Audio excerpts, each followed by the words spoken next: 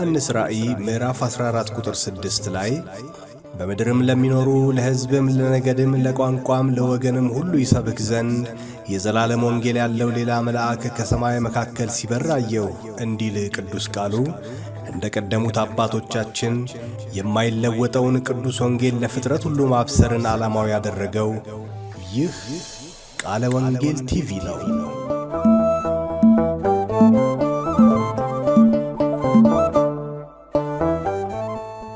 ከእግዚአብሔር ከአባታችን ከጌታም ከኢየሱስ ክርስቶስ ጸጋና ሰላም ከሁላችሁ ጋር ይሁን። እንደምን ሰነበታችሁ?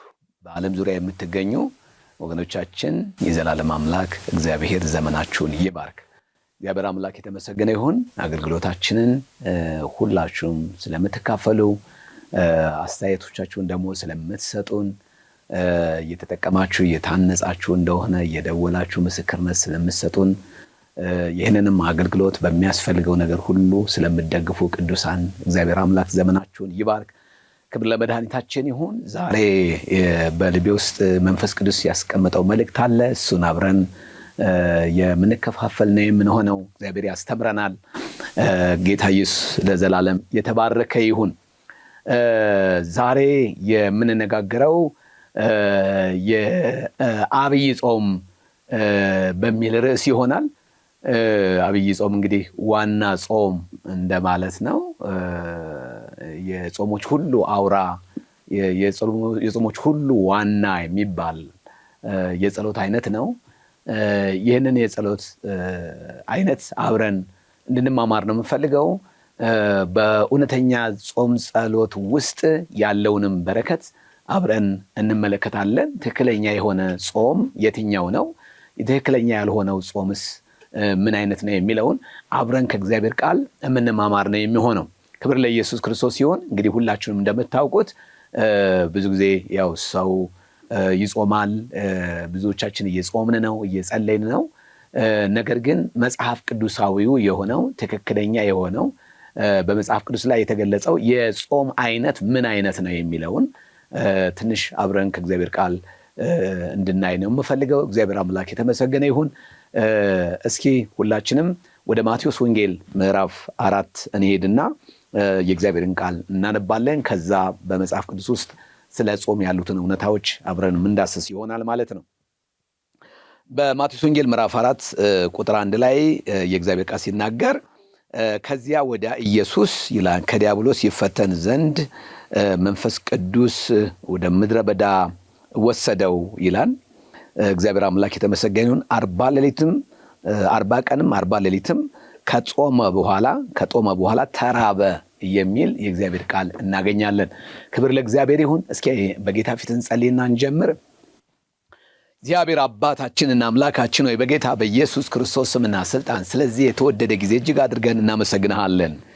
የሰራዊት ጌታ እግዚአብሔር ሆይ ይህንን መልእክት በሚሰሙ ሁሉ ላይ ወደ አንተ የመቅረብ ከአንተ ጋራ ጊዜን የማሳለፍ የመጾም የመጸለይ ስለ ምድር ስለ ሀገራችን ስለ ሀገረ መንግስታችን እግዚአብሔር ሆይ ስለ ቤተ ክርስቲያን ስለ ወንጌል ስርጭት የሚጾሙ ሰዎች እንደሚበዙ አምናለሁኝ። እግዚአብሔር አምላክ ሆይ በጌታችን በመድኃኒታችን በኢየሱስ ክርስቶስ ስምና ስልጣን በዚህ በጾም ጸሎት ውስጥ ያለውን እውነታ በደንብ አድርገህ እንደምታስተምረን እንደምታስረዳን እናምናለን። ጌታ ሆይ በጌታ በኢየሱስ ክርስቶስ ስም እኔንም ባሪያህንም እንዲሁም ደግሞ ይህን መልእክት ደግሞ እድል አግኝተው ለሚሰሙ ሁሉ በረከት ይሁን። አምላክና አባት እግዚአብሔር ሆይ ይህንን ታላቅ የሆነ የጾም ጸሎት ልምምድ እግዚአብሔር የዘላለም አምላክ ወደ ቤተ ክርስቲያን እንድትመልስ ወደ ቅዱሳን ሕይወት እንድትመልስ እንድታስተምረን በጌታ በኢየሱስ ክርስቶስ ስም እንጸልያለን። እግዚአብሔር አምላካችን ሆይ ስለሰማህን እናመሰግንሃለን። ሁሉ ለክብር ይሁን። እኔንም ባሪያህን ይህን መልእክት የሚሰሙትን ሁሉ እንድትባርክ በጌታ በኢየሱስ ስም ጸለይን፣ አሜን። ክብር ለመድኃኒታችን ለእግዚአብሔር ይሁን። እንግዲህ ስለ አብይ ጾም ነው የምንነጋገረው ማለት ነው። አብይ ጾም ምንድን ነው? እኔ አብይ ጾም ብዬዋለሁ። እግዚአብሔር አምላክ የተመሰገነ ይሁን። ይሄ ቋንቋ ብዙ ጊዜ አዲስ አይደለም፣ የተለመደ ነው። ለምንድን ነው አብይ ጾም ያልኩት? ከእግዚአብሔር ቃል አንጻር እንዴት እናየዋለን የሚለውን እሱን አብረን እናያለን። አብይ ጾም የተባለበት ትልቁ ምክንያት ከዛ በፊት የተጾሙ ጸሎቶች የሉም፣ ጾሞች የሉም ለማለት ሳይሆን በጌታችን በመድኃኒታችን በኢየሱስ ክርስቶስ የተጾመ መሆኑ ነው። ስለዚህ ጌታ ኢየሱስ ክርስቶስ በዮርዳኖስ በመጥምቀ መለኮት በዮሐንስ እጅ ከተጠመቀ በኋላ በቀጥታ መንፈስ ቅዱስ ወደ ምድረ በዳ ይዞት እንደሄደ 40 ቀንና 40 ሌሊት እንደጾመ የእግዚአብሔር ቃል ይናገራል። ከጾመ በኋላም ተራበ ይላል። ከዛ በኋላ የእግዚአብሔር ቃል እንደሚናገረው በዳቢሎስ እንደተፈተነና ዳቢሎስን ድል እንዳደረገ መጽሐፍ ቅዱሳችን ይናገራል። ክብር ለመድኃኒታችን ይሁን። ከዚህ አንጻር ክርስቶስ እንደ ምሳሌ አድርገን ልናየው እንችላለን። ጾም ጸሎት እንግዲህ ፍጹም ሰው ፍጹም አምላክ ነው። ነገር ግን በስጋ በነበረበት ጊዜ ጾም ጸሎትን አድርጓል። ስለዚህ ይሄ እንደ ምሳሌ አድርገን ልንወስደው እንችላለን። አብይ ጾም የደህንነት ምክንያት ሊሆን ይችላል ወይ፣ የመዳን መንገድ ሊሆን ይችላል ወይ የሚለው የምንወያይበት ነገር ነው የሚሆነው። አብይ ጾም ለምን እንጾማለን? ክርስቲያኖች ለምን ይጾማሉ? የሚለውን እንግዲህ በቤተክርስቲያን በትውፊት ሲወራረድ የመጣ ዶግማ ቢሆንም ጾም ጸሎት በራሱ ክፋት ስለሌለው ይህም ጾም ጸሎት መጸለዩ ጤናማም ነው፣ ጥሩም ነው። ከመጽሐፍ ቅዱስ ጋር የሚቃረን ነገር የለውም። እግዚአብሔር አምላክ የተመሰገነ ይሁን። እንዳውም ክርስቶስን እንደ ሞዴል አድርገን ልንወስደው እንችላለን ማለት ነው። እንግዲህ በጣም ለብዙ ሺህ ዓመታት አብይ ጾም በመላው ዓለም ይጾማል። ግን ምንድነው ይህንን አብይ ጾም በምንጾምበት ጊዜ ብዙ ጊዜ በተሳሳተ መንገድ እንዳንጾመው ነው። ጾሙ በራሱ ጥሩ ሆኖ የክርስቶስን ፈለግ መከተል በራሱ ጥሩ ሆኖ፣ ነገር ግን አብይ ጾምን በተሳሳተ መንገድ እየጾምነው ልናገኝ የሚገባንን በረከት ልናገኝ የሚገባውን መንፈሳዊ እሴት እንዳናጣ ያስፈራል። ስለዚህ ምን ያህል ልምምዶቻችን መጽሐፍ ቅዱሳዊ ናቸው የሚለውን አብረን እንድናይ እፈልጋለሁኝ። ክብር ለጌታ ይሁን። ሌላው በማቴዎስ ወንጌል ምዕራፍ 6 ቁጥር 16 ላይ ጌታ ኢየሱስ ክርስቶስ ስለ ጾም ጸሎት ከዚሁ አብሮ ተያያዥነት ያለው የመጽሐፍ ቅዱስ ክፍል ነው። አነብላችኋለሁ። እንደዚህ ይላል። ማቴዎስ ምዕራፍ 6 ቁጥር 16 ላይ ስትጾሙ ግን እንደ ግብዞች አትጠውልጉ፣ እነርሱ መጾማቸው እንዲታወቅላቸው ሆን ብለው በፊታቸው ላይ የሐዘን ምልክት ያሳያሉና እውነት እላችኋለሁ እንዲህ የሚያደርጉ ዋጋቸውን በሙሉ ተቀብለዋል። አንተ ግን በምትጾምበት ጊዜ ፊትህን ምን በል ታጠብ፣ ራስህን ምን በል ተቀባ የሚል የእግዚአብሔር ቃል እናገኛለን። በዚህም መጾምህ በስውር ያለው አባት ብቻ የሚያውቀው ከሰዎች ጋር የተሰወረ ይሆናል። በስውር የተደረገውን የሚያይ አባትህ ዋጋህን ይከፍልሃል ይላል። አዲሱ መደበኛ ትርጉም ነው። በስውር የሚያይህ በስውር ስትጾም ስትጸልይ የሚያይህ አባትህ ዋጋህን በግልጥ ይከፍልሃል ይላል። በጓዳ የተደረገ ነገር በአደባባይ የሚከፈል መሆኑን በዚህ ክፍል ላይ ይናገራል። ስለ ትክክለኛ ጾም ጸሎት ምን አይነት ጾም ጸሎት ነው የሚለውን ከማየታችን በፊት በመጀመሪያ ጾም ጸሎት ራሱ ምን ማለት ነው፣ ጾም ማለት ምን ማለት ነው የሚለውን እንተርጉመው። ጾም ከእግዚአብሔር ጋር ያለውን ግንኙነት ለማጠናከር ለሀገራዊ እና ግላዊ ፍትህ፣ ለንስሐ ወይም ደግሞ ለተወሰነ የጸሎት ዓላማ ከምግብ ከውሃ ወይም ደግሞ ከሌላ ነገር በመቆጠብ የሚደረግ መንፈሳዊ ምንድን ነው? ልምምድ ነው። ስለዚህ ጾም ማለት ከምግብና ከተለያዩ ነገሮች ከኃጢአትም ጭምር በመቆጠብ በእግዚአብሔር ፊት በንስሐ በመመለስ ለሀገራዊ ለግላዊ ፍትህ የምንጾመው የምንጸለየው ልምምድ ነው ማለት ነው። እግዚአብሔር አምላክ የተመሰገነ። ስለዚህ ከእግዚአብሔር ጋር ያለንን ግንኙነት ለማጠናከር የምናደርገው ነገር ነው ማለት ነው። የተለየ መንፈሳዊ ልምምድ በውስጡ አለው። ስለዚህ ጾም ጸሎት በልብ መሰጠት ላይ የተመሰረተ እና የተቆራኘ ነው። እውነተኛ ጾም ጸሎት መነሻው ውጫዊ ነገር አይደለም። በውጫዊ ነገራችን ቅስስ ብሎ መሄድ፣ እድፋም ልብስ መልበስ ወይም ደግሞ በጣም ከሚገባው በላይ መጎሳቆል ሳይሆን መሰረቱ ከልባችን ከውስጠኛው ማንነታችን ወደ እግዚአብሔር ለመቅረብ የምናደርገው የውስጥ ተነሳሽነት ነው። ከውስጥ መሰጠት የሚጀምር ነው። እውነተኛ ጾም ጸሎት እንደ እግዚአብሔር ቃል የሆነው ጾም መነሻው ውስጣዊ ነው። ስለዚህ በነቢዩ ኢዩኤል እንደተጻፈ ልብሳችሁን ሳይሆን ልባችሁን ቅደዱን እንደሚል ቅዱሱ ጾም ጸሎት እንደ እግዚአብሔር ቃል የሆነው ጾም ጸሎት እግዚአብሔር የሚቀበለው ጾም ጸሎት መነሻው ከውስጥ ነው። ምናልባት ለጸሎት የሚያነሳሱን ነገሮች ወይም ወደ ጾም እንድንሄድ የሚያደርጉን ነገሮች ውጫዊ ምክንያቶች ሊሆኑ ይችላሉ። የምናየው የፍትህ መዛባት ሊሆን ይችላል።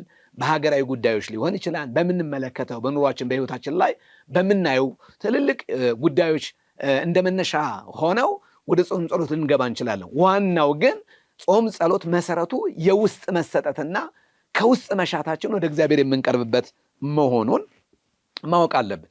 አባቶች ስለደነገጉ ወይም ደግሞ ሲወርድ ሲዋረድ ስለመጣ ማህበረሰቡ በጣም በብዛት ይህን ነገር ስለሚለማመደው አይደለም። ስለ ጾም ጸሎት ማንም ስለ ጾመ የምንጸልየው ጉዳይ ወይም የምንጾመው ጉዳይ አይደለም። ጾም ጸሎት ከእግዚአብሔር ጋር ባለን ግንኙነት ከእግዚአብሔር ጋር ያለንን ህብረት ለማጠናከር እንዳልኩት በአካባቢ ሁኔታዎች ላይ ተመስርተን እነዛ ነገሮች ጌታን እንዲያስተካክል ወደ እግዚአብሔር የምንማጠንበት ወደ እግዚአብሔር የምንቀርብበት መንፈሳዊ ነገር እንደሆነ ማወቅ መቻል አለብን። ከዚህ በመቀጠል መናገር የምፈልገው ነገር ምንድን ነው? ጾም ጸሎትን በምናውጅበት ጊዜ ወደ እግዚአብሔር በምንቀርብበት ጊዜ እንግዲህ ሀገራዊ ጾም ጸሎት ሊኖር ይችላል። እንደ ቤተ እምነት የሚታወጅ ጾም ጸሎት ሊኖር ይችላል። እንዲሁም ደግሞ በግል ደረጃ የሚጾም ጸሎት ሊኖር ይችላል። ነገር ግን በጾም ጸሎት ውስጥ የምንሳሳታቸው ነገሮች አሉ። እግዚአብሔር የማይቀበለው ልምምድ አለ ወይም ደግሞ ምክንያት አለ። ይህንን ከእግዚአብሔር ቃል ላሳያችሁ። ለምሳሌ እግዚአብሔርን ለማስገደድ መጾም ማለት እንደ እግዚአብሔር ፈቃድ ያልሆነ ጾም ጸሎት በየትኛውም ዘመን ተቀባይነት የለውም። እግዚአብሔርን ለማስገደድ ማለት ፈቃዳችንን ለእግዚአብሔር ለማስገዛት ወደ አምላካችን ለመቅረብ ከእግዚአብሔር ጋር ህብረት ለማድረግ ግንኙነታችን ለማጠናከር ሳይሆን አንድ የሆነ ውጫዊ ጫና ስለመጣብን ብቻ ያንን ነገር ከላያችን እንዲነሳ ወይም ደግሞ ያ ነገር ከህይወታችን ላይ እንዲነቀል ባለን ፍላጎት እግዚአብሔርን ለማስገደድ የሚደረግ ጾም ጸሎት ትክክለኛ አይደለም። ጾም ጸሎት በእግዚአብሔር ጸጋ ላይ የተመሰረተ ነው። ኢቭን በህይወታችን የሚሆኑ አንዳንድ አስቸጋሪ ሁኔታዎች እንኳ ቢኖሩ እነዛን ነገሮች መጾማችን ስለነዛ ችግሮች መጸለያችን ተገቢ ነው። ግን አንዳንድ ነገሮች በህይወታችን ፈቀቅ የማይሉ የማይነሱ ለነገሮች ሊኖሩ ይችላሉ። ወይም ደግሞ በጊዜያቸው የሚሆኑ በእኛ ጊዜ የማይሆን በእግዚአብሔር ጊዜ ደግሞ የሚሆን አንዳንድ የጸሎት ወይም ደግሞ የጸሎት ርዕሶች ሊኖሩ ይችላሉ። ስለዚህ እግዚአብሔር ሆይ ሎተሪ ካልሰጠኸኝ ብለን ወይም ደግሞ ካልወጣልን ብለን ሎተሪ እንዲወጣልን ጾም ጸሎት መያዝ የጌታ ፈቃድስ ባይሆን ሎተሪ እንዲወጣላቸው ጾም ጸሎት የሚገቡ ሰዎች ቢኖሩ ትክክል ናቸው፣ ትክክል አይደሉም? እኔ ትክክል ናቸው ብዬ አልልም።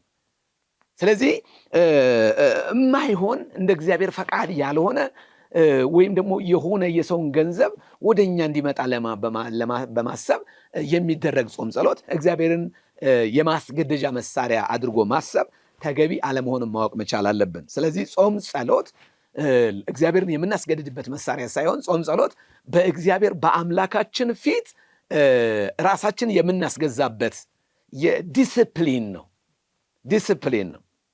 ሌላው ጾም ለሚያዝኑ ብቻ ነው ብሎ ማሰብ፣ ይህም ትክክል አይደለም።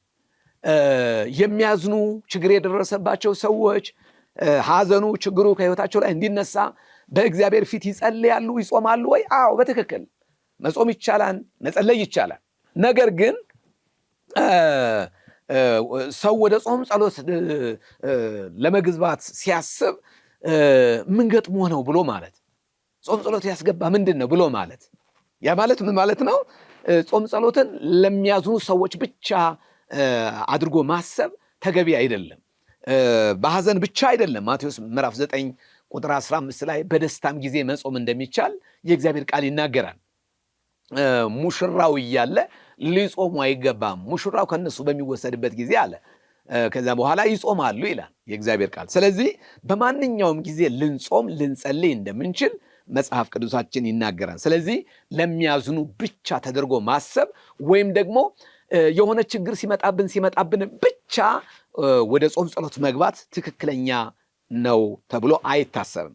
ሶስተኛው ሳይጸልዩ መጾም ወይም ደግሞ ከጸሎት የተፋታ ጾም ጸሎት ትክክል አይደለም።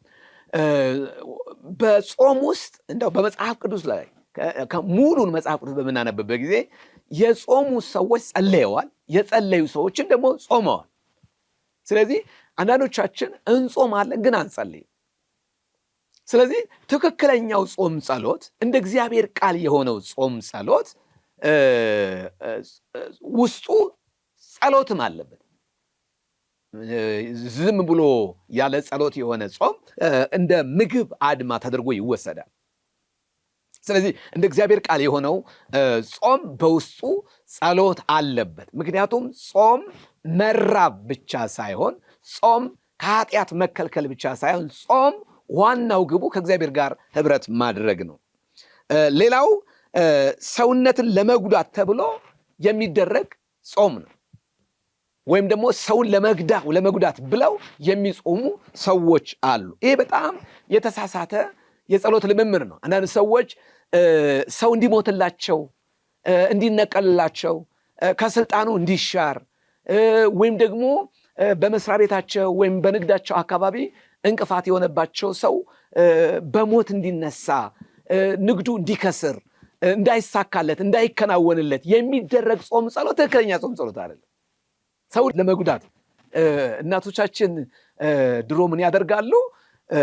የሆነ እየወሰዱ መርፌ ይሰቅላሉ አሉ ድሮ።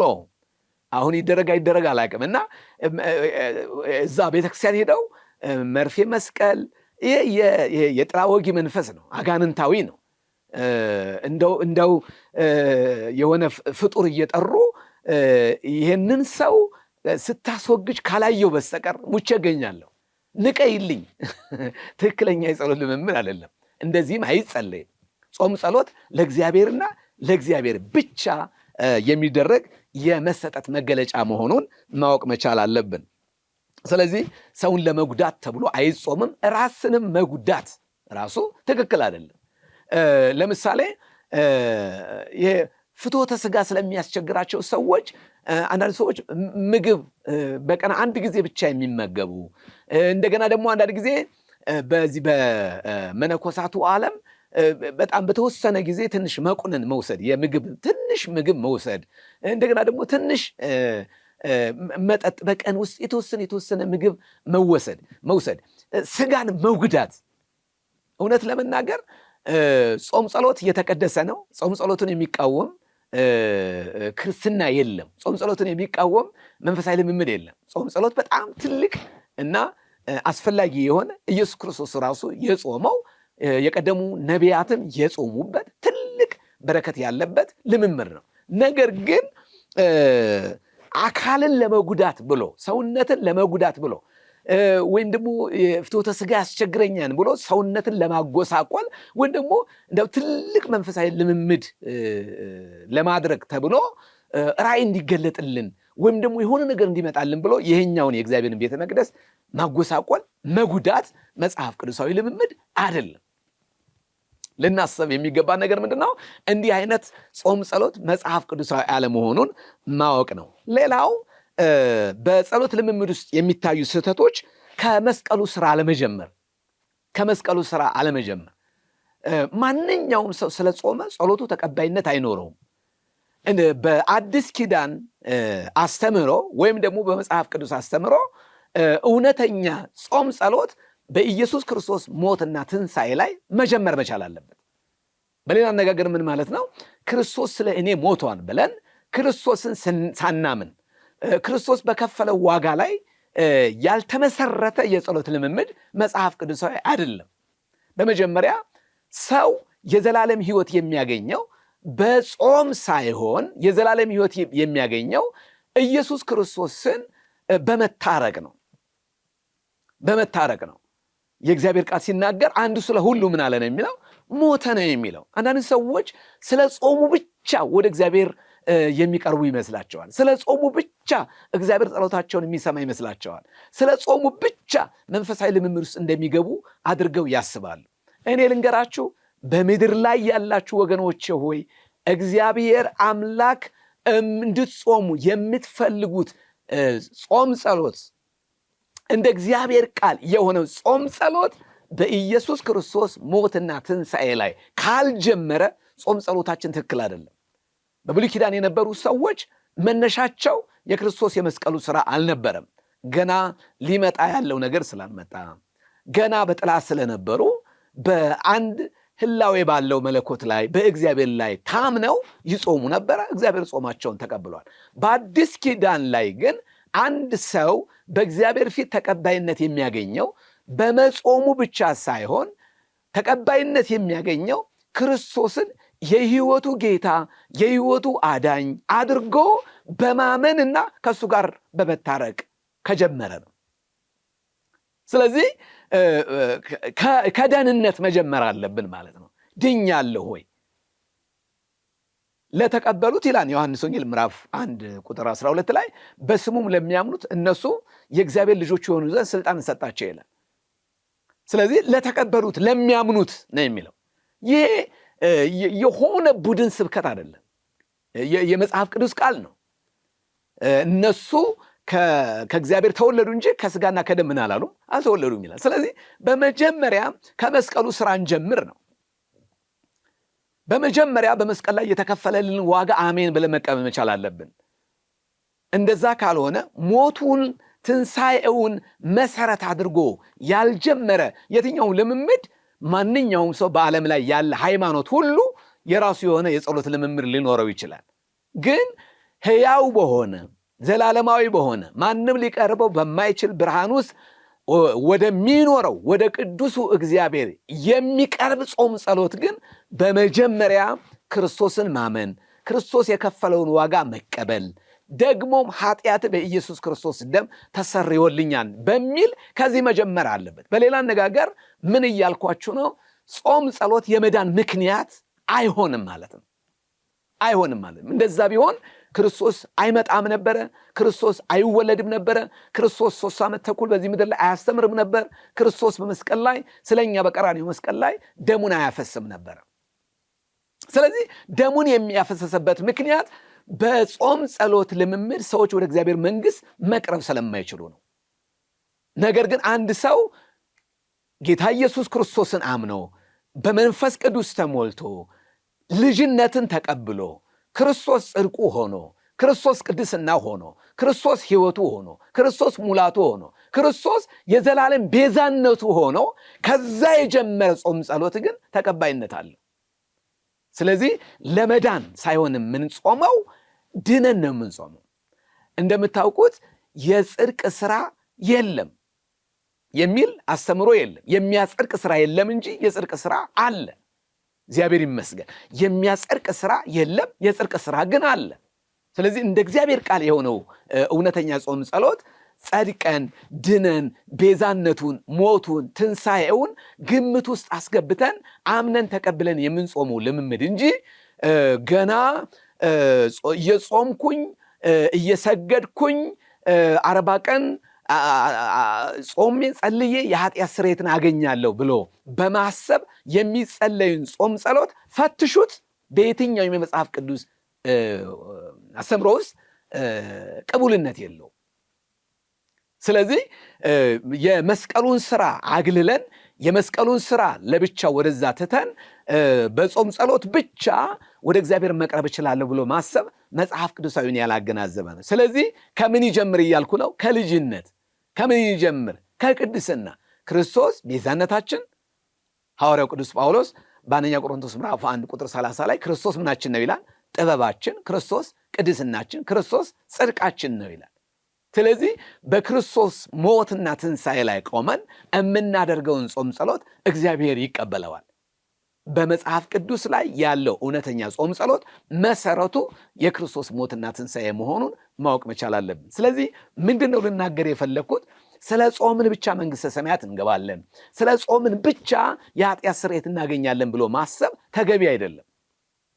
አንዳንድ ሰዎች በጾም ጸሎት የኃጢአት ስርየት ይገኛል ብለው ያስተምራሉ።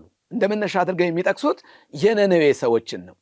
በነነዌ ዘመን አዲሱ ኪዳን አልመጣም፣ ወይም ደግሞ በኢየሱስ ክርስቶስ በማመን የተገኘው ቤዛነት፣ በክርስቶስ በማመን የሚገኘው ጽድቅና ቅድስና ገና በብሉይ ኪዳን ስለነበረ ክርስቶስ ገና ከቅድስት ድንግል ማርያም ስላልተወለደ እሱ ብቻ አይደለም ስላልሞተና ስላልተነሳ ደሙን ስላላፈሰሰ ብሉይ ኪዳን በአዲስ ኪዳን ስላልተተካ በብሉይ ኪዳን የነነዌ ሰዎች ጾመዋል። እግዚአብሔርም ደግሞ የሕይወትን መታደስ ሰጥቷቸዋል። መጽሐፍ ቅዱስ ሲናገር እነዛ ሰዎች ከእንስሳት እስከ ሰው ድረስ ሁሉም ሰው በእግዚአብሔር ፊት እንደጾመ እግዚአብሔርም መመለሳቸውን በስራ አይቶ ቁጣውን እግዚአብሔር እንደከለከለ የእግዚአብሔር ቃል ይናገራል። የዘላለም ስርየት ግን የሚገኘው በተለይ አዲሱ ኪዳን ከገባ በኋላ ስርየት የሚገኘው እንደውም አንደኛ ዮሐንስ ምዕራፍ 1 ቁጥር 7 ላይ የልጁ የኢየሱስ ክርስቶስ ደም ከኃጢአት ሁሉ ያነጻን የሚለው። ደሙ ባልነበረበት ጊዜ ሰዎች በጾም በጸሎት ወደ እግዚአብሔር ይቀርቡ ነበር። እግዚአብሔርም የኃጢአት ይቅርታ ያደርግላቸው ነበር፣ ምሕረት ያደርግላቸው ነበር ማለት ነው። ነገር ግን በአዲስ ኪዳን ኃጢአት የሚሰረየው በሁለተኛው አዳም በክርስቶስ ኢየሱስ ሞትና ትንሣኤ ነው። እንደተናገርኩት አሁን በኮርማዎችና በፍየሎች ደም ወደ እግዚአብሔር መቅረብ አይቻልም። በጊደሮች ደም፣ በእንስሳት ደም ወደ እግዚአብሔር መቅረብ እንደማይቻል በዕብራውያን ምዕራፍ 10 ላይ ተጽፏል። ምን እያልኩ ነው? ጾም ጸሎት መንፈሳዊ ልምምድ ነው፣ መጽሐፍ ቅዱሳዊ ነው፣ ይበረታታን፣ መጾም አለብን። ሀገራዊ ጾም ጸሎት ያስፈልገናል፣ ብሔራዊ ጾም ጸሎት ያስፈልገናል፣ በግላችንም ጾም ጸሎት ያስፈልገናል። ወደ እግዚአብሔር መቅረብ አለብን። ነገር ግን ማወቅ ያለብን በጾም ጸሎት ወደ እግዚአብሔር መቅረብ የሚለው ነገር ከዛ አልፎ የኃጢአት ስርየት ማግኛ ተደርጎ መታሰብ የለበትም። አንዳንድ ሰዎች ይሄ በጾም ጸሎት ወራቶቻቸው ሰይጣን ይታሰራል፣ በቃ ጽድቅ ይሰፍናን ምናምን ብለው እውነት ይሰፍራል፣ ሰው ሁሉ በቃ ፈጣሪን ይፈራን ብለው ያስባሉ። ከዛ በኋላ ጾም ጸሎት ሲያበቃ ሰይጣን ይፈታል። እንደዚህ አይነት ልምምድ መጽሐፍ ቅዱስ ላይ የለም መጽሐፍ ቅዱስ ላይ። ስለዚህ ወገኔ ሆይ መጾማችን ትክክል ነው፣ መጸለያችን ትክክል ነው። ግን የጾማችን ምክንያቱ መሰረቱ ምንድን ነው? ለምንድን ነው የምንጾመው? በምን ላይ ቆመን ነው የምንጾመው? ከመጾማችን በፊት እግዚአብሔር በከፈተው የደህንነት መንገድ፣ በከፈተው የጽድቅ መንገድ አምነን በዛ ህይወት ውስጥ ነው ያለነው ወይ የሚል ነው። ስለዚህ የኢየሱስ ክርስቶስን ሞትና ትንሣኤ ሊተካ የሚችል ጾም ጸሎት የለም ማለት እኔ ስለ ጾምኩ ብቻው መንግሥተ ሰማያት አልገባም። እንደዛ ቢሆን ክርስቶስ አይሞትም ነበር። እንደዛ ቢሆን ክርስቶስ አይሰቀልም ነበር። ይሄ የሆነ የሃይማኖት ቡድን ስብከት አይደለም። እምነግራችሁ መጽሐፍ ቅዱሳዊ በሆነው እውነት ላይ ቆሜ ነው። ስለዚህ ከመስቀሉ ስራ ያልጀመረ ጾም ጸሎት ስህተት ነው። ስለዚህ ወገኖቼ ሆይ በመጀመሪያ እግዚአብሔር ወደ ቤታችሁ ገብቷል ወይ? በመጀመሪያ ክርስቶስ የህይወታችሁ መድኃኒት ነው ወይ? ክርስቶስ የህይወታችሁ ንጉሥ ነው ወይ? በመጀመሪያ ወደ ቤታችሁ ክርስቶስን አስገብታችሁታል ወይ? እንደዛ ካልሆነ ግን ጾም ጸሎታችን ልክ አይደለም ነው። ጾም ብቻ አይደለም፣ ጸሎትም መነሻው የክርስቶስ ሞትና ትንሣኤ ነው። ስለዚህ በክርስቶስ ሞትና ትንሣኤ ውስጥ ሆኖ በቤዛነቱ ውስጥ ሆኖ አሁን ይውላችሁ 100% የምነግራችሁ ነገር ጽድቃችን ክርስቶስ በሰራው ስራ ላይ የተመሰረተ ነው። ችግራችን ምንድን ነው? እኛ በጣም ስለ ጾምን የኃጢአት ስርየት ማግኘት ብቻ ሳይሆን ወደ እግዚአብሔር መንግሥት እንደምንገባ ተደርጎ መታሰቡ ነው። ስለዚህ እንደ እግዚአብሔር ቃል ያልሆነ የጾም ጸሎት ልምምድ ፈጽሞ በእግዚአብሔር ዘንድ ተቀባይነት እንደሌለው ማወቅ አለባቸው። ስለዚህ ምን እያልኩ ነው? ከትንሣኤው እንጀምር፣ ከተደረገልን ነገር እንጀምር፣ ከተከፈለልን ዋጋ እንጀምር እያልኳችሁ ነው። እንደዛ ከሆነ ጾም ጸሎታችን በእግዚአብሔር ዘንድ ተቀባይነት ይኖረዋል ማለት ነው። በጣም ኢትዮጵያውያን በጾም ጸሎት እንታወቃለን። እግዚአብሔር የተመሰገነ ይሁን። በጣም በርካታ ጾም ጸሎቶች አሉ፣ በጣም ብዙዎች፣ እግዚአብሔር ይመስገን። ነገር ግን እነዚህ ጾም ጸሎቶች በትክክል በመስቀሉ ስራ ላይ ሆነው በዛ ተመስርተው ቢሆን እውነት አሁን የምናየው መልክ፣ አሁን የምናየው ሀገራዊ ቀውስ፣ አሁን የምናየው ሰይጣን እንደፈለገ በሶሻል ሚዲያው በምድር ላይ በሰማይ በምድር ላይ እንደፈለገ የሚንቀሳቀስበት ሁኔታ አይኖርም ነበር። ነገር ግን እንጾማለን እንጂ የጸሎታችንን መነሻ ስለማናውቀው ህይወታችን በብዙ ችግር ውስጥ ሲያልፍ እንመለከተዋለን። እግዚአብሔር አምላክ ይርዳል። ክብር ለኢየሱስ ይሁን። ስለዚህ ዋናው ትኩረታችን የመስቀሉ ስራ ላይ መሆን መቻል አለብን። ዋናው ትኩረታችን መነሻችን ወደ እግዚአብሔር መንግስት ለመግባት የኃጢአት ስርየት ለማግኘት እንዲሁም ደግሞ በእግዚአብሔር ፊት የጽሞና ጊዜ ለመውሰድ የአርምሞ ጊዜ ነው። ጽሞና የአርምሞ ጊዜ ነው። በእግዚአብሔር ፊት ጸጥና ዝግ ያለ መንፈስ ይዘን እግዚአብሔርን የምንፈልግበት፣ ከእግዚአብሔር ጋር ህብረት የምናደርግበት፣ ሞቱንና ትንሣኤውን የምናስብበት፣ ወደ እግዚአብሔር መሰጠታችን እንዲጨምር ወደ እግዚአብሔር የምንቀርብበት የተቀደሰ ልምምድ ነው። ቅዱስ ጾም ብሎ መጽሐፍ ቅዱስ የሚለው ይህንን ነው። ስለዚህ አብይ ጾም መሰረቱ ይሄ ካልሆነ ትክክል አይደለም። አሁን ለምሳሌ ኢየሱስ ክርስቶስ የኃጢአት ስርየት ለማግኘት አልነበረም የጾመው አይደለም። ጾም ጸሎቱ አገልግሎቱን ወይም ደግሞ ምድራዊ የማዳን ስራውን ለመጀመር እንደ ቅድሚያ አድርጎ ወስዶ ጾሟል። እግዚአብሔር የተመሰገነ። ግን የጾመው የኃጢአት ስርየት ለማግኘት አይደለም። አብይ ጾም ለኃጢአት ስርየት ማግኛ ተደርጎ መወሰድ የለበትም። ምኑን እናስብ? ትንሣኤውን ምኑን እናስብ? ሞቱን ምኑን እናስብ? በመስቀል ላይ የተደረገልንን አንዱ ስለ ሁሉ ሞተ እንዳልኩ ጳውሎስም እንደተናገረ በዚህ መንፈስ መጸለይ አለበት። እስቲ በመጽሐፍ ቅዱሳችን ውስጥ በጣም ጠንካራ የጸሎት ልምምድ የነበራቸውን ሰዎች ላሳያችሁ። የመጀመሪያው ሰው ሙሴ ነው። መጽሐፍ ቅዱሳችን በዘጸአት ምዕራፍ 34 ቁጥር 28 ላይ ሙሴ ወደ እግዚአብሔር ተራራ ወጥቶ 40 ቀንና 40 ሌሊት እንደ ጾመ የእግዚአብሔር ቃል ይናገራል። ስለዚህ በዛም ጽላቱን የቃል ኪዳኖቹን ቃሎች 10ቱን ትእዛዛት እንደተቀበለ የእግዚአብሔር ቃል ይናገራል።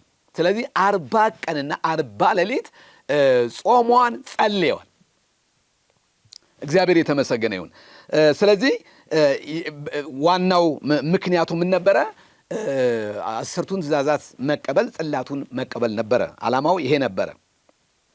ስለዚህ የጾሙ አይነት ደግሞ 40 ቀንና 40 ሌሊት እንደነበረ፣ ከምግብም ከውሃም ተከልክሎ ይጾምና ይጸልይ እንደነበረ የእግዚአብሔር ቃል ይናገራል። ከዛ በኋላ ሁላችሁም እንደምታውቁት ከዛ ተራራ ሲወጣ ፊቱ ሻይን እያደረገ ነበረ የወጣው። በጣም እያበራ የሚደምቅ ደስ የሚል መለኮታዊ ክብር ተሞልቶ ወደ እስራኤል ሕዝብ በሚወርድበት ጊዜ ፊትን ሸፍነው ብለው እስከሚሉት ድረስ የሙሴ ፊት ያበራ እንደነበረ የእግዚአብሔር ቃል ይናገራል። ስለዚህ ጾም ጸሎት የአምላክን ጸጋ የምንካፈልበት፣ የአምላክን ረድኤት የምንካፈልበት፣ የአምላክን ክብር የምንካፈልበት መንፈሳዊ ልምምድ ነው። ሙሴ ለዚህ ፐርፐዝ ወይም ደግሞ ዓላማ ወደ ተራራ ወጥቷል፣ ጸልዋል፣ ከእግዚአብሔር ጋር ተገናኝቷል፣ ራእይን ተቀብለዋል። አጠቃላይ በዚህ 40 ቀንና 40 ሌሊት ቆይታው የማደሪያውን ድንኳን እንዴት መስራት እንዳለበት፣ አጠቃላይ ቀጣዩን የእስራኤልን ጉዞ በሚመለከት ራእይን የተቀበለበት፣ ሕግን የተቀበለበት፣ ስርዓትን የተቀበለበት፣ የእግዚአብሔር ሕዝብ ሊመራበት የሚገባውን ወግና ስርዓት ሙሉ ለሙሉ ተቀብሎ የወረደበትን ታሪክ እናገኛለን። እግዚአብሔር የተመሰገነ ይሁን። በዘዳግም 9 ቁጥር 9 ላይ ይህን ታገኛለህ። እኔም የድንጋይ ጽላቶቹን እግዚአብሔር ከእናንተ ጋር የገባውን የኪዳን ጽላቶች ለመቀበል ወደ ተራራ በወጣሁ ጊዜ እህል ሳልበላ ውሃ ሳልጠጣ 40 ቀንና 40 ሌሊት ቆየሁ የሚል የእግዚአብሔር ቃል እናገኛለን። ሌላው 40 ቀን ባይሆንም የእግዚአብሔር ሰው ዳዊት የጾመበትን ታሪክ እናገኛለን። በሁለተኛ ሳሙኤል ምዕራፍ 12 ቁጥር 16 ላይ ዳዊትም ስለ ሕፃኑ እግዚአብሔርን ለመነ፣ ጾመም፣ ከዛም ወደ ክፍሉ ገብቶ በተከታታይ ሌሊቱን መሬት ላይ ተኝቶ አደረ ይላል። ከቤርሳቤህ የተወለደው ብላቴና እግዚአብሔር ቀሰፈው የሚል የእግዚአብሔር ቃል እናገኛለን። ስለዚህ ታመመ። ዳዊት ሕፃኑ እንዲድን በእግዚአብሔር ፊት ራሱን አዋርዶ ማቅ ለብሶ አመድ ነስንሶ በአምላኩ ፊት ጾመ። ምን አለ? ጸለየ። ነገር ግን ያንን ሕፃን ሊያድነው አልቻለም። ጾሟን ወይ? አዎ። ጸልዋን ወይ? አዎ። ነገር ግን ሕፃኑ እንደሞተ ባወቀ ጊዜ ይላል የእግዚአብሔር ቃል ምን አደረገ? ፊቱን ምን አደረገ? ታጠበ፣ ተቀባ፣ ወደ እግዚአብሔር ቤት ሂዶ ወደ እግዚአብሔር መቅደስ ሂዶ ሰገደ የሚል የእግዚአብሔር ቃል እናገኛለን። እንዳውም አብረውት የነበሩ ሰዎች ግራ እስኪገባቸው ድረስ ለምንድን ነው እንደዚህ የሆነው? እኛ ልጁ ሞተ ሲባል በሰውነቱ ላይ የሆነ ነገር ያደርጋን ብለን በስጋ ስንጠባበቅ፣ አንተ ግን ያደረግከው ሌላ ነው። ሕፃኑ ታሞ በነበረበት ጊዜ ጾምክ፣ ጸለይክ።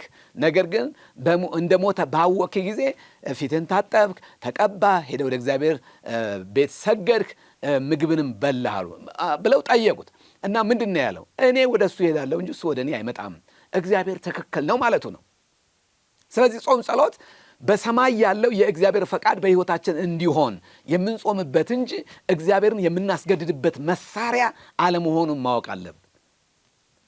ስለ ጾምን ብቻ ጸሎታችን ይመለሳል ማለትም አይደለም። ሰማይ ምንድን ነው የሚለው? እግዚአብሔር ምንድን ነው የሚለው? በቃ ያንን ሕፃን ወደ ቤቱ ሊሰበስበው እግዚአብሔር ፈልጓል። ስለዚህ የዳዊት ጾም ጸሎት ብላቴናውን ከሞት ሊያድነው አልቻለም።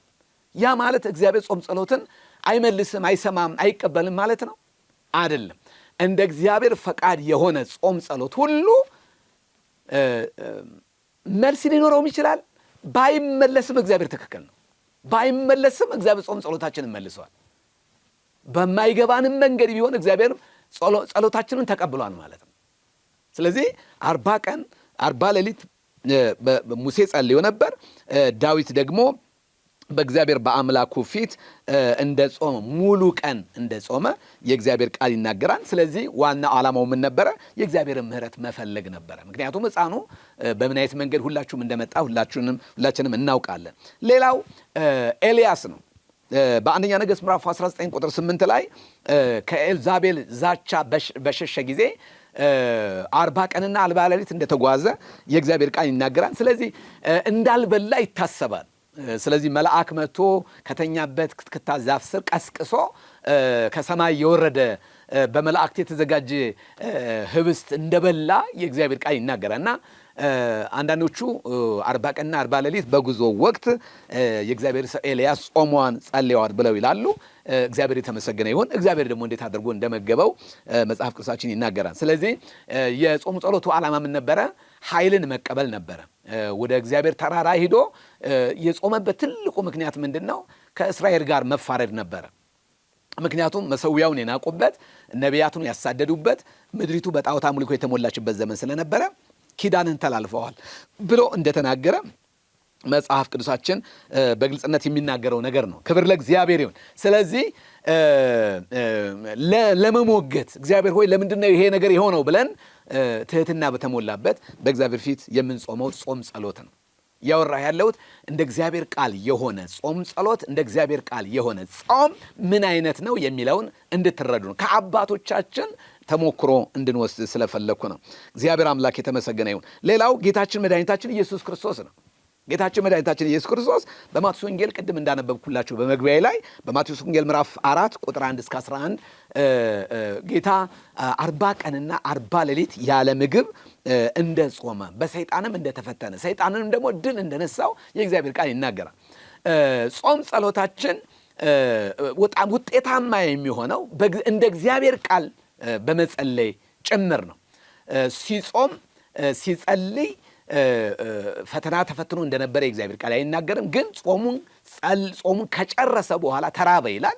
ከዛ በኋላ በሰይጣን እንደተፈተነ የእግዚአብሔርን ቃል እየጠቀሰ የእግዚአብሔር ልጅ ከሆንክ ይህንን አድርግ እያለ ዲያብሎስ ጌታን እንደተፈታተነው የእግዚአብሔር ቃል ይናገራል። ምክንያቱም የሰው ልጅ ውድቀት የመጣው በመብል ምክንያት እንደሆነ ስለሚያውቅ እንደ ተራበ አውቆ በምግብ ሊፈትነው ድንጋዩን ወደ ዳቦ እንዲቀይር እንደጠየቀ የእግዚአብሔር ቃል ይናገራል። ጌታ ያለው ምንድን ነው? ሰው በእንጀራ ብቻ አይኖርም በእግዚአብሔር ቃል ጭምር እንጂ ብሎ በዘዳግም ላይ የተጻፈውን የእግዚአብሔርን ቃል በመጥቀስ ሰይጣንን አሸማቆ የሸኘበትን ታሪክ ሁላችንም እናውቃለን። በተለያየ መልክ ልጅነቱን በተመለከተ፣ ምግብን በተመለከተ፣ ክብርን በተመለከተ መልኩን እየቀያየረ በተለያየ መንገድ ፈትኖታል። ነገር ግን ድል እንደተነሳ መጽሐፍ ቅዱሳችን ይነግረናል። ስለዚህ ጾም ጸሎት ከእግዚአብሔር ቃል ጋር የእግዚአብሔር ቃል ከጾም ጸሎት ጋር የማሸነፊያችን ጉልበት ነው። እናሸንፋለን። በየትኛውም የህይወት እንቅስቃሴዎቻችን የሚገጥሙን ተግዳሮቶች ሁሉ የምናሸንፈው በእግዚአብሔር ቃል ነው። ስለዚህ የእግዚአብሔር ቃል የሌለው ወይም እንደ እግዚአብሔር ቃል ያልሆነ ጾም ጸሎት ተገቢ እንዳልሆነ ማወቅ አለባችሁ። ወገኖቼ ሆይ በታላቅ ፍቅርና ትህትና እጠይቃችኋለሁ። ዝም ብለን እንደ እግዚአብሔር ቃል ራሳችንን ባልመረመርንበት እንደ እግዚአብሔር ፈቃድ ያልሆነ ጾም ጸሎትን በመጸለይ ሰውነታችንን እንዳናጎሳቆል ነው። ህይወታችንን እንዳንጎዳ ነው። ደግሞ ጾምኩኝ ጸለይኩኝ እግዚአብሔር የታለ ጾም ጸሎቴን የሰማው እግዚአብሔር እንባዬን የታለ ያበሰው እንዳንል በመጀመሪያ ህይወታችን በተለይ የክርስቲያኑ ዓለም መጽሐፍ ቅዱስን አምናለሁ የሚለው የክርስቲያኑ ዓለም ጾም ጸሎቱ የመዳን ምክንያት አድርጎ መውሰድ እንዳልሆነ ማወቅ አለብን። መጽሐፍ ቅዱሳችን ይህንን አይናገርም። ስለዚህ የዳነ ሰው ግን ይጸልያል፣ ይጾማል። የጸደቀ ሰው ይጾማል፣ ይጸልያል። በክርስቶስ ኢየሱስ ደም የተቀደሰ ሰው ይጾማል፣ ይጸልያል። ስለዚህ ታዲያ ለምንድን ነው የምንጾመው? ካላዳንን፣ የዘላለም ህይወት ካላስገኘልን፣ ልጅነትን ካላስገኘልን ለምን እንጾማለን የምትሉ ሰዎች ካላችሁ የምንጾመው ከእግዚአብሔር ጋር ህብረት ለማድረግ ነው። ኢየሱስ ራሱ ለመጽደቅም ልጅ ለመሆንም የዘላለም ህይወት ለማግኘትም አልጾመም። እሱ ባልጾመበት ሞቲቭ ለምን እኛ እንጾማለን ነው። እሱ የጾመው ለአገልግሎቱ ራሱ ማዘጋጀት ስለነበረበት የእግዚአብሔር ቃል የሚለው ይህንን ነው። ሌላው ዳንኤል ነው። ዳንኤል ምዕራፍ 10 ቁጥር 3 ጀምሮ ቁጥር 2 እና 3 ላይ ያለውን የእግዚአብሔርን ቃል በምናነብበት ጊዜ እንደዚህ ይላል። በዛን ጊዜ እኔ ዳንኤል ለ3 ሳምንታት አለቀስኩ። 3 ሳምንት እስኪፈጸም ድረስ ምርጥ ምግብ አልበላሁም። ስጋም ሆነ የወይን ጠጅ ወደ አፌ አልገባም፣ ቅባትም አልተቀባሁም የሚል የእግዚአብሔር ቃል እናገኛለን። ዳንኤል ጾሟል። በእግዚአብሔር ፊት ራእይን ለመቀበል በእግዚአብሔር ፊት ጾሟል። በተለይ ደግሞ የነቢዩ ኢሳይያስ ትንቢት ፍጻሜ እያገኘ እንደሆነ በመጽሐፍ ባስተዋለ ጊዜ በእግዚአብሔር ፊት እንደ ጾመ የእግዚአብሔር ቃል ይናገራል። ዳንኤል ምዕራፍ 9 ላችሁ በምታነቡበት ጊዜ በእግዚአብሔር ፊት እንደ ጾመ እንደ ጸለየ የእግዚአብሔር ቃል ያስተምረናል። ስለዚህ 21 ቀን የተጾመ ጾም ጸሎት ነው። ብዙ ጊዜ ይሄ 21 ቀን ወይም ደግሞ 3 ሱባኤ የሚባለው በየትኛውም የቤተክርስቲያን የቅዱሳን ህይወት ውስጥ ትልቅ ልምምድ ነው። የተቀደሰ ልምምድ ነው። ይጾማን ይጸለያል። ነገር ግን ዓላማው ግን ሊስተካከል ይገባል። ዳንኤል የጾመው የእግዚአብሔርን ፊት እና ፈቃድ ለመሻት ነበር የጾመው። እግዚአብሔር የተመሰገነ። ስለዚህ እንደ ዳዊት አንድ ሙሉ ቀን ሊጾም ይችላል። እንደነ ዳንኤል 21 ቀን ሊጾም ይችላል። እንደነ ኤልያስ እና እንደነ ሙሴ 40 ቀንና 40 ሌሊት ሊጾም ይችላል። ምንም እንደዚህ አይነት ግዴታ ይህን ያህል ነው ጾም ጸሎት መሆን ያለበት የሚል ህግ የለም። ሌላው አስቴር ነው። በመጽሐፍ ቅዱሳችን ውስጥ በአስቴር መጽሐፍ ላይ ምዕራፍ 4 ቁጥር 16 ላይ ሂዱና በሱሳ ያሉትን አይሁድ ሁሉ በአንድነት ሰብስብ፣ ስለ እኔም ጸልጹሙልኝ፣ ቀንም ይሁን ሌሊት ለ3 ቀን አትብሉ አትጠጡም፣ እኔና ደንገጠሮቼ እናንተ እንደምታደርጉት ሁሉ እንጾማለን። ይህ ከተፈጸመ በኋላ ግን ነገሩ ምንም እንኳ ከህግ ውጭ ቢሆንም ወደ ንጉሡ ዘንድ እሄዳለሁ፣ ከጠፋውም ልጥፋ አለች ይላል። አስቴር ንግሥት አስቴር ጾም ጸሎቱ መላው አይሁድ በዛ እንዲጾም ያዘዘች በፋርስ ምድር ሁሉም ሰው እንዲጾም የጾም ጸሎት አዋጅ ያወጀችበት ምክንያት በአይሁዶች ላይ የሞት አዋጅ የታወጀበት ጊዜ ስለነበረ ነው። ስለዚህ ከፍተኛ የሆነ የሞት አዋጅ ታውጆ ስለነበረ መጽሐፍ ቅዱሳችን ሲነግረን አስቴር 3 ቀን እንዳይበላ እንዳይጠጣ አዘዘች። ለእኔም ጾሙ ጸልዩ አለች። ምክንያቱም የሞት አዋጅ ታውጆ ስለነበረ ማለት ነው። ስለዚህ እንዲህ አይነት ሀገራዊ የሆኑ አደጋዎች በሚመጡበት ጊዜ በእግዚአብሔር ፊት መጾም፣ በእግዚአብሔር ፊት መጸለይ እንደ አስቴር ጤናማነት። ስለዚህ እንደ ጾሙ እንደ ጸለዩ እሷ ብቻ አይደለም፣ ሌሊትም ቀንም ሌሊትም ለ3 ቀን አትብሉ አለች ይላል። በጣም የሚገርም ነገር ነው። ይህንን ደግሞ መላው አይሁድ ይህን መልእክት የሰማ ሁሉ አብረው ጾመዋን ጸልየዋል። መጨረሻም ላይ በሃማ ምክንያት የወጣው የሞት አዋጅ እንዴት እንደተቀለበሰ የእግዚአብሔር ቃል ይነግረናል። እግዚአብሔር ይመስገን። ስለዚህ በእግዚአብሔር ፊት እንደ እግዚአብሔር ቃል የሆነ ጾም ጸሎት መልስ አለው ወዲያው ነው። እሷም ያለ ሕግ እንኳ ቢሆን ወደ ንጉሱ ገባለሁ አለች። ያው ንጉሱ ሳይጠራት ወደ ቤተ መንግስቱ መግባት ስለማትችል ነበረ ትልቁ አደጋው ይሄ ነበረ። ስለዚህ እግዚአብሔር ደግሞ ልክ ስትገባ የወርቁ ዘንግ እንዲዘረጋላት አደረገ። ቀድሟት ገባ ማለት ነው። ስለዚህ እውነተኛ ጾም ጸሎት በቤተ መንግስቱ ውስጥ በሀገራዊ ጉዳዮች ላይ ያሉ ነገሮችን ሁሉ ሊያስተካክልና ቅርጽ ሊያስይዝ መንፈሳዊ ይዘታቸውን እንዲጠበቅ ሊያደርግ ይችላል። ከሞት ሊያድን ከዚህ ከምድራዊ ሞት ሊያድን ይችላል ማለት ነው። ስለዚህ ማህበራዊ አደጋ ለመከላከል የተደረገ ጾም ጸሎት እንደነበረ የእግዚአብሔር ቃል ይነግረናል። እግዚአብሔር ይመስገን። ስለዚህ እንዲህ አይነት ነገሮች ሲመጡ ቅዱሳን በቤታቸው ሆነው ቢጾሙ ቢጸልዩ እግዚአብሔር ይሰማል። ሌላው የነነዌ ሕዝብ ነው። እስካሁን በጣም በርካታ ሰዎችን እያሳየኋችሁ ነው። ዓላማዬ ምንድን ነው? ጾም ጸሎት እንደ እግዚአብሔር ቃል የሆነው ጾም ጸሎት የትኛው ነው የሚለውን እንድንለይ ነው። የነነዌ ሕዝብ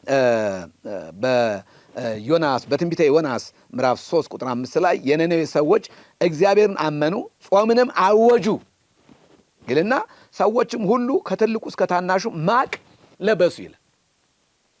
በነቢዩ በዮናስ አማካኝነት የመጣላቸውን መልእክት ታዘዋል። ሁሉም ነው ከቤተ መንግስት ጀምሮ የነነዌ ሰዎች በእግዚአብሔር አመኑ። በጣም የሚገርመው እነዚህ ሰዎች ከእስራኤል ከቃል ኪዳኑ ህዝቡ ውጭ የነበሩ ሰዎች ናቸው። በምድሪቱ ላይ የነበረው ግፍ በጣም ዘግናኝ ነበር። ስለዚህ እግዚአብሔር የነነዌን ህዝብ ሊቀጣ ባለበት በዛን ጊዜ ነቢዩ ዮናስን የንስሐ ህይወት እንዲኖራቸው እንደላከላቸው የእግዚአብሔር ቃል ይናገራል። ስለዚህ የነቢዩን የዮናስን አዋጅ፣ የመመለስ አዋጅ፣ የንስሐ አዋጅ አወጀ። መላው የነነዌ ህዝብ ሰው ብቻ አልነበረ፣ እንስሳ ሁሉ እንኳ ከቤት እንዳይወጣ አድርገው ለ3 ቀን እንደጾሙ የእግዚአብሔር ቃል ይናገራል። በቤተ ክርስቲያናችን የነነዌ ጾም ይጾማል። ብዙ ጊዜ በእናት ቤተ ክርስቲያን የነነዌ ጾም በጣም ነው የሚጾመው። የነነዌን ጾም የምንጾምበት ምክንያት ግን ምንድን ነው? እነሱ በዛን ወቅት ከነበረው የእግዚአብሔር ቁጣ ለመትረፍ ነበር የጾሙት። እንግዲህ አዲሱ ኪዳን ገና አልገባም፣ ወይም ደግሞ ኢየሱስ ክርስቶስ ገና አልተወለደም። በቀደመው ኪዳን ውስጥ የነበሩ ሰዎች ናቸው። ኪዳን አልነበራቸውም። እግዚአብሔር ግን ሉዓላዊ ስለሆነ በጣም አይገርምም? እግዚአብሔር ሉዓላዊ የምድር ምንም እንኳ የእስራኤል አምላክ ቢባልም የምድር ሁሉ ስጋ ለባሽ ፈጣሪ ስለነበረ በምድር ላይ የሚሆነውን ነገር እግዚአብሔር የሚያይ አምላክ ስለነበረ የነነዌን ሰዎች እግዚአብሔር ከሞት የታደገበት ሁኔታ እንመለከታለን። እነዚህ ሰዎች በወቅቱ ከነበረው ቁጣ ድነዋን ማለት ግን በዛን ዘመን የነበሩ ሰዎች ሁሉ የኃጢአት ስርየት አግኝተው መንግሥተ ሰማያት ገብተዋን ማለት አይደለም። በወቅቱ ከነበረው ክፉ አካሄዳቸው ከአመፃቸው እንዳውም የመጽሐፍ ቅዱስ ታሪክ እንደሚናገረው ባቢሎናውያን እየሄዱ እስራኤላውያንን ይወሯቸው ነበር። በተደጋጋሚ እስራኤላውያን ሕፃናትን ከአለት ጋር እየፈጠፈጡ ሕፃናትን እየገደሉ የእናቶችን ሆድ እየቀደዱ ያስጨንቁ ይገድሉ ነበር። ምክንያቱ ይሄ ነው። በጣም ግፈኞች፣ በጣም አመፀኞች ስለነበሩ የእግዚአብሔር ቁጣ ምድሪቱ ላይ ወረደ ማለት ነው። ስለዚህ እነዛ ሰዎች በድርጊታቸው ተጸጽተዋል፣ ተመልሰዋል። እግዚአብሔር ደግሞ እሳቱ ያው መጥቶ ዛፎችን በልቶ እንደተመለሰ የእግዚአብሔር ቃል ይናገራል። የእግዚአብሔር እሳት ሰዎቹ በወቅቱ ከነበረው ቁጣ ምን ብለዋል? ተርፈዋል። ነገር ግን የክርስቶስ ቤዛነት ያስፈልጋቸው ነበር ወይ? በሚቀጥለው አዎ ያስፈልጋቸው ነበር። ክርስቶስ ገና አልመጣም ነበር።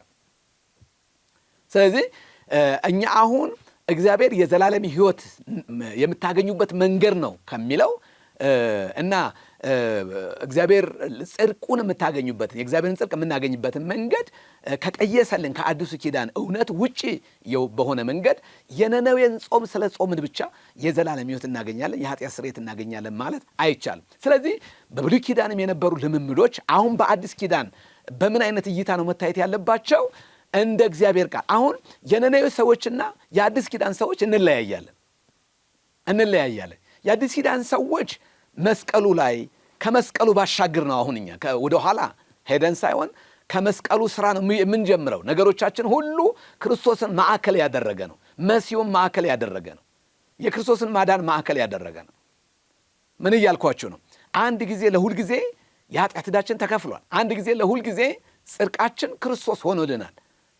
ስለዚህ ለምንድነው ጾም ጸሎት የምናደርገው? ጾም ጸሎት የምናደርገው የምንጾመው፣ የምንጸለየው፣ ራሳችን በእግዚአብሔር ፊት የምናዋርደው፣ በግልም ሆነ እንደ ሀገር በእግዚአብሔር ፊት የምንጾመው የእግዚአብሔርን ፊት ለመፈለግ የምናያቸው አመጾች ከምድር ላይ እንዲሰበሩ፣ የአመፅ እስራት እንዲመታ፣ ቀንበር እንዲሰበር፣ በምድራችን ላይ በጎነት ምሕረት፣ ቸርነት በምድር ላይ እንዲሆን በጌታ ፊት እንጾማለን፣ እንጸልያለን።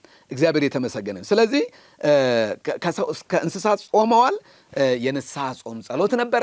እግዚአብሔር ደግሞ ምሕረት አድርጎላቸዋል። ግን አዲሱ ኪዳን ገና ስላልመጣ የንስሐ ፍሬያቸው ለመንግሥተ ሰማያት የሚያበቃ ሙሉ እንዳልነበረ ማወቅና መረዳት ያስፈልጋል። የዘላለም አምላክ እግዚአብሔር የተባረከ ይሁን። ስለዚህ በመጽሐፍ ቅዱስ ውስጥ የምናገኛቸው የጸሎት ልምምዶች እንደ እግዚአብሔር ቃል መቃኘት መቻል አለባቸው። እንደዛ ካልሆነ እየከሰርን ነው። እንደዛ ካልሆነ ጊዜ አለ። ስንጾም በእግዚአብሔር ፊት ነው ምን ሆነው ረጅም ሰዓት ነው በጌታ ፊት ወይም በእግዚአብሔር ፊት የምንጾም ጊዜ እያባከን ነው። መንፈሳዊ ልምምዶቻችን በመጽሐፍ ቅዱስ እውነት ላይ የተመሰረቱና ያልተገሩ ስለሆኑ ድካም ብቻ ነው የሚሆነው። ስለዚህ በጾም ጸሎት ላይ ያለን ወንድሞች፣ አብያተ ክርስቲያናት፣ ቅዱሳን ወገኖቻችን ሁሉ እንደ እግዚአብሔር ቃል የሆነው ጾም ጸሎት ከመስቀሉ ስራ እንደሚጀምር፣ ከክርስቶስ ማዳን እንደሚጀምር በደንብ አድርገን ማወቅ መቻል አለብን። ስለዚህ አሁን በሕማማቱ ላይ በጣም ረጅም ስግደት ስለሰገድ መስገድ ኃጢአት ነው አለ። ለመንቀፍ አይደለም። በእግዚአብሔር ምሕረትና በእግዚአብሔር ቸርነት እንድትሰሙ ይፈልጋል። ማንንም እንድንነቅፍ የእግዚአብሔር ፈቃድ አይደለም። ለመንቀፍ አይደለም። 40 ቀንና 40 ሌሊት ከጾመ በኋላ አገልግሎቱን እንደጀመረ የእግዚአብሔር ቃል ይናገራል። እኛም ደግሞ ከጾምን በኋላ ወደ ቀደመው ስራችን መመለስ ሳይሆን አንዳንድ ሰዎች በጣም ቅድስና የሚሰማቸው ጾም ጸሎት ላይ ነው። በጣም መንፈሳዊነት ይሰማቸዋል። የሃይማኖት መጽሐፎቻቸውን ይደግማሉ። በጣም መሰጠታቸው በጣም ይጨምራል። ግን ጾም ጸሎቱን ከጨረሱ በኋላ እንደገና ወደ አውሬነታቸው ይመለሳሉ። በጾም ጸሎት ጊዜ ማጭበርበር፣ ንግድን ማዛባት፣ ድሆችን ማሰቃየት፣ የተለያዩ የንግድ ነገሮችን መደበቅ፣ ሌብነት፣ ያልተሰጠንን ነገር ወይም የማይፈቀድልን ንግድ መነገድ ከጾም ጸሎት በኋላ ከጾም በኋላ እንደሚፈቀድ አድርገው ያስባል። ስለዚህ ከጾምን በኋላ ኢየሱስ ክርስቶስ አብይ ጾምን ከጾመ በኋላ 40 ቀን ከጾመ በኋላ ወደ ቀደመው ነገሩ አልተመለሰም። ወይም አገልግሎቱን ነው የቀጠለው። መልካሙ ስራ ነው የቀጠለው። ከዛ በኋላ የእግዚአብሔር መንግስት ወንጌል እየሰበከ አይደለም ወደ ገሊላ ሄደ። በእጆቹ ተአምራት ይደረጉ እንደነበረ መጽሐፍ ቅዱሳችን ይናገራል። ስለዚህ ከጾም ጸሎት በኋላ ወደ ቀደመው ኑሯችን፣ ወደ ቀደመው ድርጊታችን፣ ወደ ቀደመው ክፋታችን የምንሄድ ከሆነ ትክክል አይደለንም። በጾም ጸሎት ጊዜ ሰይጣን ይታሰራል፣ ከዛ በኋላ ይለቀቃል። እንደዚህ አይነት የሚባል ነገር። ስለዚህ አንዳንድ ሰዎች መንፈሳዊነት የሚሰማቸው ሲጾሙ ነው። ስለዚህ ከጾም በኋላ ህይወታችን የሚናገረው የጾም ጸሎታችንን ውጤት ካልሆነ ምን ይጠቅመናል? ጾሞ ጸልዮ የወጣ ሰው መንፈሳዊ ነው አይደል የሚሆነው? ጾሞ ጸልዮ ከእግዚአብሔር ጋር የቆየ ስልክ ሙሴ ከተራራው ሲወርድ ፊቱ ያበራ ነበር ነው የሚለው አይደል? ስለዚህ ከጾምን ከጸለይን በኋላ የነነዌ ሰዎችም አይታችኋል። ጾሙ፣ ጸለዩ፣ ከዛ በስራቸው በፍሬያቸው መመለሳቸውን አሳዩ ነው አይደል የሚለው። ከጾም ጸሎት በኋላ ሰው ወደ ቀደመው ውሻ ወደ ትፋቱ እንደሚመለስ፣ እሪያ ወደ ጭቃው እንደሚመለስ ወደ ቀደመው ህይወታችን የምንመለስ ከሆነ ትርፉ ምንድን ነው? ምንድን ነው የሚጠቅመን? በእግዚአብሔር ፊት የነበረንን ቆይታ የማያሳይ ከጾም ጸሎት በኋላ አይነት ኑሮ ከማንኖር ከሆነ ጾም ጸሎታችን ትክክል አልነበረም ማለት ነው። ጾም ጸሎት ምንድን ነው? በእግዚአብሔር ፊት ራስን መግራት ነው አይደለም? ጾም ጸሎት ምንድን ነው? በእግዚአብሔር ፊት መሆን ነው አይደለም? እውነተኛ ጾም ራስን ከማየት ይጀምራል። እውነተኛ ጾም እንደ እግዚአብሔር ፈቃድ የሚፈጸም ነው። እውነተኛ ጾም በእግዚአብሔር ፊት በአደባባይ እዩልኝ፣ ስሙልኝ፣ እወቁልኝ፣ ጾም ጸሎት ገብቻለሁ ብለን እያወጅን የጾም ጸሎት ወር ነው ብለን እያወጅን የምንጾመውን ጾም ሳይሆን በስውር የሚያይህ አባትህ በግልጥ ይከፍልሃልና እንደ ፈሪሳውያን በውጭ የሚጸለይ ወይም ደግሞ በውጫዊ ነገር ሰውነታችን እያጎሳቆልን መጾም እንደሌለብን የእግዚአብሔር ቃል ይናገራል። በሳምንት 2 ቀን እጾማለሁ። ፈሪሳዊ እንደዛ ነው ያለው። ከአስራቴን እከፍላለሁ፣ መባዬን አወጣለሁ፣ በሳምንት 2 ቀን እጾማለሁ፣ እኔ ጻድቅ ነኝ ብሎ ሲቀርብ ያ ቀራጩ ግን በልዑል አምላክ በእግዚአብሔር ፊት ቀና ብሎ ራሱን ማየት እስከማይችል ድረስ ራሱን በእግዚአብሔር ዝቅ አድርጎ በትህትና እኔ በደለኛ ነኝ እያለ ደረቱን እየመታ ይጸልይ እንደነበረ የእግዚአብሔር ቃል ይናገራል። ስለዚህ ምን እያልኩ ነው? ከጾም ጸሎት ስንመለስ ወደ መጠጣችን ምን ከሆነ ምን ያደርጋል ነው። ከጾም ጸሎት ስንወጣ ወደ ጫትህ የምትመለስ ከሆነ ምን ይጠቅምሃን ነው። ጾም ጸሎቱ ልክ አይደለም ነው። ጾሙ ትክክል አይደለም ማለት መንፈሳዊነታችንን ካላበዛልን፣ ቅድስናችንን በእግዚአብሔር ፊት ያለ የሂደታዊ ቅድስና አለና ይሄኛውን ቅድስናችንን ካላበዛልን፣ ከክፉ መንገዳችን ካልመለሰን ጾሙ ትክክል አይደለም። ስለዚህ መራባችን፣ መጾማችን፣ ጊዜያችንን ማቃጠላችን፣ በእግዚአብሔር ፊት ሆንን ማለታችን ለአንድ ወርም ይሁን ለ40 ቀንም ይሁን መጾማችን፣ መጸለያችን ከጾም ጸሎት ስንወጣ አውሬ ካደረገን የቀደመው ስራች ከጀመርንበት ማለት ነው። ትላንትና ካቆምንበት ጾም ጸሎት ከመግባታችን በፊት ከነበረን ህይወት እንደገና ብለን ከዛ የምንጀምር የትላንትናውን ህይወት የምናስቀጥል ከሆነ ጾም ጸሎት አይደለም፣ መጽሐፍ ቅዱሳዊ አይደለም። ስለዚህ አንድ ነገር ነግራችኋለሁ። እውነተኛ ጾም መስቀሉን ማዕከል ካላደረገ፣ ክርስቶስን ማዕከል ካላደረገ፣ እንደ እግዚአብሔር ቃል ካልሆነ ጾማችን ትክክል አይደለም፣ መጽሐፍ ቅዱሳዊ አይደለም። የነነዌን ጾም እንጹም፣ የፍልሰታን የሐዋርያትን ጸሎት ጾም እንጹም፣ ጸሎት ዓርብም እንጹም፣ 21 ቀኑም እንጹም፣ 40 ቀንም እንጹም፣ 40 ሌሊትም እንጹም። በምንም አይነት መንገድ ከመጽሐፍ ቅዱስ ጥቅሶችን እየጠቀስን እንጹም፣ እንጸልይ። ግን የህይወት ለውጥ ከሞቱና ከትንሣኤው የተነሳ እውነተኛ ጾም ጸሎት ህይወትን ይለውጣል፣ ወደ እግዚአብሔር እንድንቀርብም ያደርጋል። እውነት ነው። ነገር ግን ህይወታችን እንዲለወጥ ከቀደመው ህይወታችን ካላፋታን አይጠቅምም። ስለዚህ የነነዌ ሰዎች የጾሙት የንስሐ ጾም ጸሎት፣ ንስሐ ማለት መመለስ ነው። የአቋም ለውጥ፣ የአመለካከት ለውጥ፣ የአስተሳሰብ ለውጥ፣ የድርጊት የተግባር ለውጥ ካላመጣልን ጾማችን ከንቱ ነው።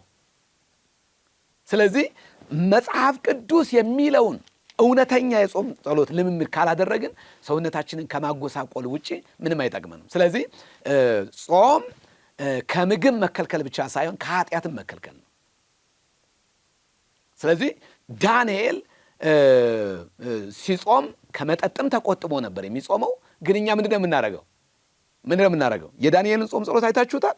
በጣም የሚገርም ጾም ጸሎት ነው የጸለየው ዳንኤል። እንዳውም ላንብበው።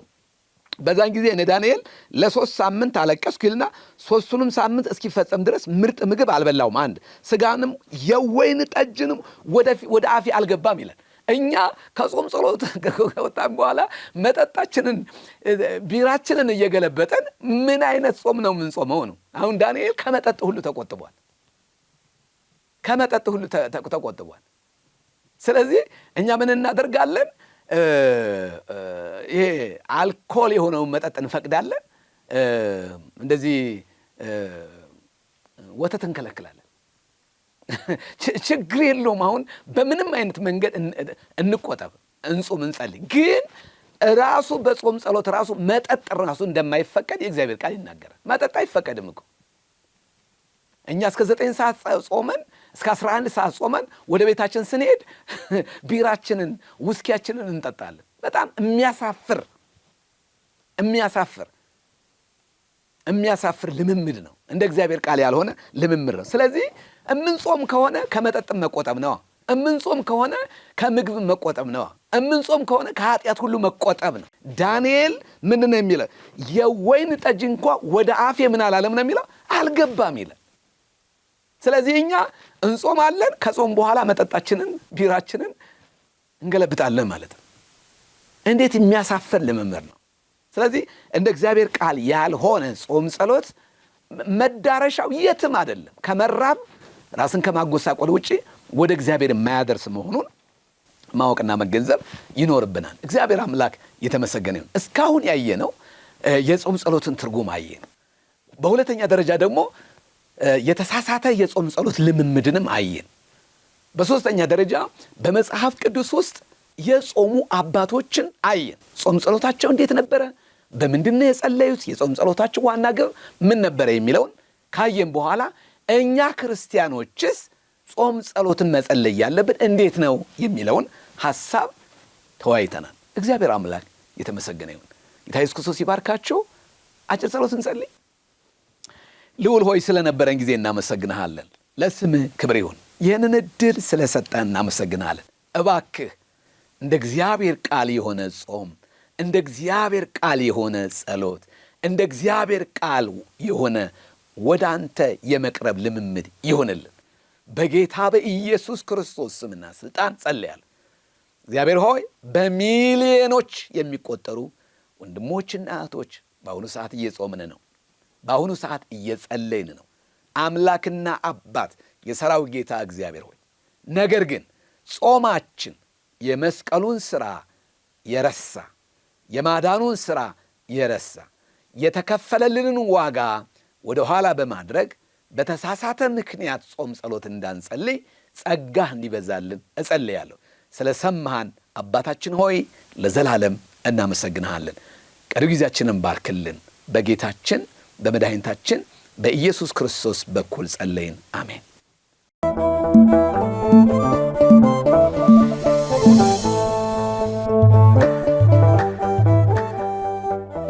በዮሐንስ ራእይ ምዕራፍ 14 ቁጥር 6 ላይ በምድርም ለሚኖሩ ለሕዝብም ለነገድም ለቋንቋም ለወገንም ሁሉ ይሰብክ ዘንድ የዘላለም ወንጌል ያለው ሌላ መልአክ ከሰማይ መካከል ሲበር አየሁ እንዲል ቅዱስ ቃሉ እንደ ቀደሙት አባቶቻችን የማይለወጠውን ቅዱስ ወንጌል ለፍጥረት ሁሉ ማብሰርን ዓላማው ያደረገው ይህ ቃለ ወንጌል ቲቪ ነው።